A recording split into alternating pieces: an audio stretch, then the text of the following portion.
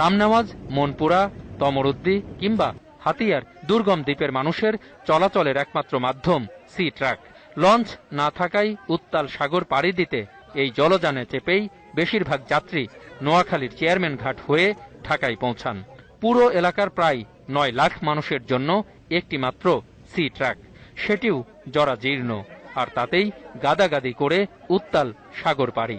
আমাদের যে একটা কষ্ট, যে একটা ফিরেশানি, মানে এটা আর বলার মতন। ঢাকা থেকে চেয়ারম্যান ঘাট আইতে যে সময় লাগে, হাতিয়ার থেকে মনে করেন নিজেম দ্বীপ আইতে মনে হয় এর থেকে আরো দ্বিগুণ সময় লাগে। গরিব মানুষ ওঠে লঞ্চে, উঠলে কি জানি তারা খুব দুর্ব্যবহার করে। একভাবে গুলি করছে, একটা ছেলের হাতে গুলি লাগে, সে ছেলেটা এখন পঙ্গু, তার অসহায় ফ্যামিলি পারে নাই, সে এখন ঢাকাতে ভিক্ষা করে খায়। যাইতে যাইতে কষ্ট হয়, ভাড়া লিয়া জুলুম হয়, দুইটা হইলে একটু ভালো হয় যাত্রী কই।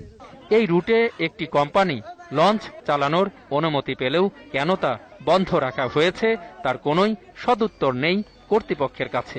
ওই রুটে এই জাহাজটা চলাচলের যোগ্য কিনা সেটা আমাদের ডিপার্টমেন্ট থেকে দেওয়া হয়। এই ধরনের কোনো জিনিস আসলে ডেফিনেটলি আমরা করতে পারি, যতখানি আমরা করতে পারবো করব, বাকিটা ধরেন বিআরডব্লিউটিতে করার জন্য আমরা রিকোয়েস্ট করবো। নির্ধারিত ঘাট না থাকায় রোগী আর যাত্রী ওঠা নামাই মারাত্মক ভোগান্তির শিকার দ্বীপের মানুষ। যে একটা রোগী ড্যাগে নিচে শুইতে পারে না, বলতেছে যে আমরা কিছু টাকা দেব, আমাদেরকে কম টাকায় দিব, আমাদেরকে একটু একটা ছিট দিয়ে ভাই আমাদের রোগী, কিন্তু ওরা দেয় নাই। লাস্ট গার্ড দেখে 100-150 লোক হয়, কোন সময় 500-400 লোক হয়।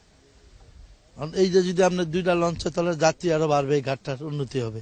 একবার যদি কেউ কষ্ট করে আসে, দ্বিতীয়বার আর আসতে চাইবে না, একমাত্র যোগাযোগ ব্যবস্থার কারণে। সহজ যোগাযোগের জন্য তাদের চাই একাধিক লঞ্চ। সরাসরি জাহাজ যোগাযোগ না থাকার কারণে প্রতিদিন একরকম যুদ্ধ করে সাধারণ মানুষকে পৌঁছাতে হয় গন্তব্যে। প্রিয় দর্শক, আপনার চারপাশে নানা সমস্যা আর ভোগান্তির চিত্র তুলে ধরবে 21 টেলিভিশন। এসব তথ্য জানাতে ফোন করুন, এই নম্বরে পৌঁছে যাব।